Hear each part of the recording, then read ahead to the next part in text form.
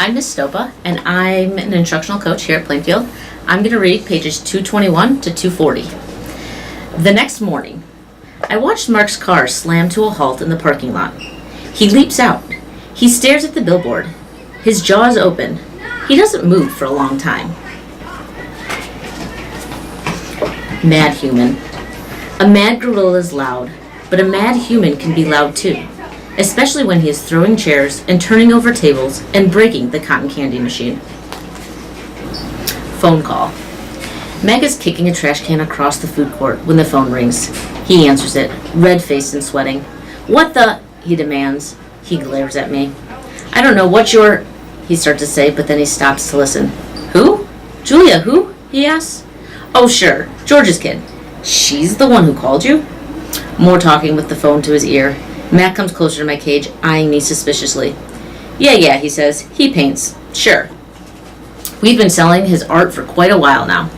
There was another long pause. Yeah, absolutely. It was my idea. Mac nods. A smile starts at the corner of his mouth. Photos? No problem. You want to see him in action?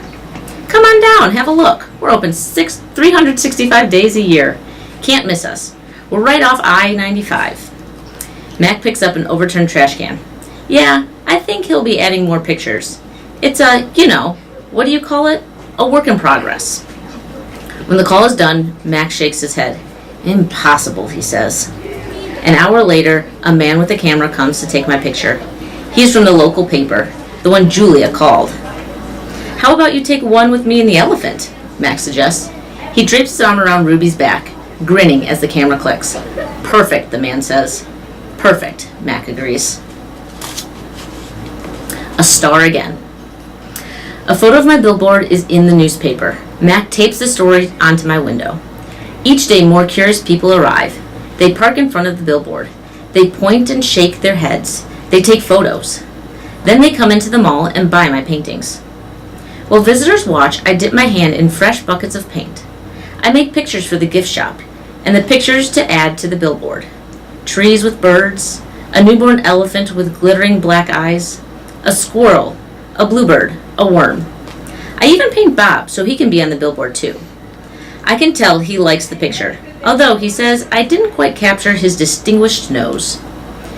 Every afternoon, Mac and George add my new pictures to the billboard. People slow their cars while they work. Drivers honk and wave. My gift shop pictures cost $65 with frame. The Ape Artist. I have new names. People call me the Ape Artist, the Primate Picasso. I have visitors from morning till night, and so does Ruby. But nothing's changed for her. Every day at 2, 4, and 7, Ruby plods through the sawdust with Snickers on her back. Every night she has bad dreams. Bob, I say, after I've soothed Ruby to sleep with the story, my idea isn't working. Bob opens an eye. Be patient. I'm tired of being patient, I say. Interview.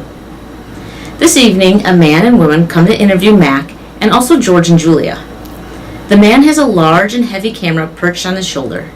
He films me as I make my pictures.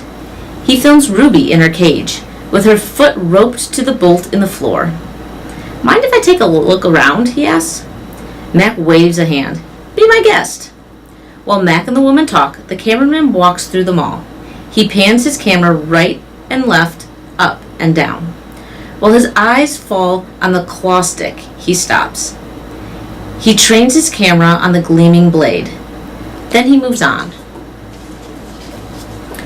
The early news. Mac turns on the TV. We are on the early news at 5 o'clock. Bob says, don't let it go to my head.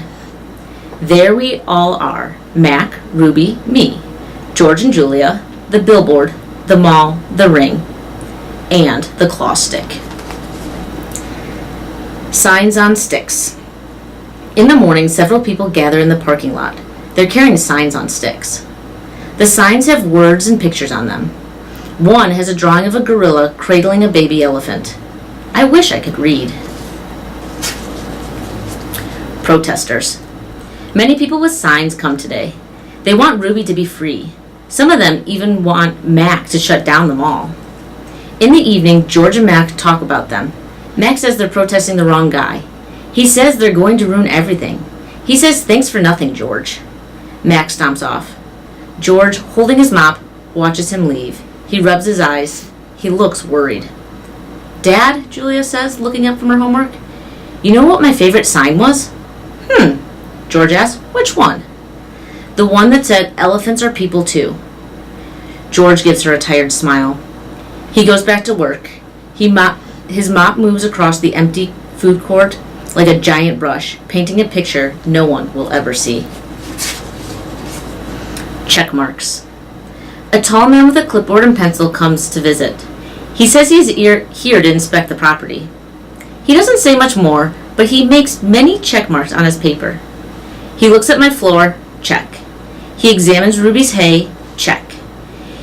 He eyes our water bowls, check. Mac watches him, scowling.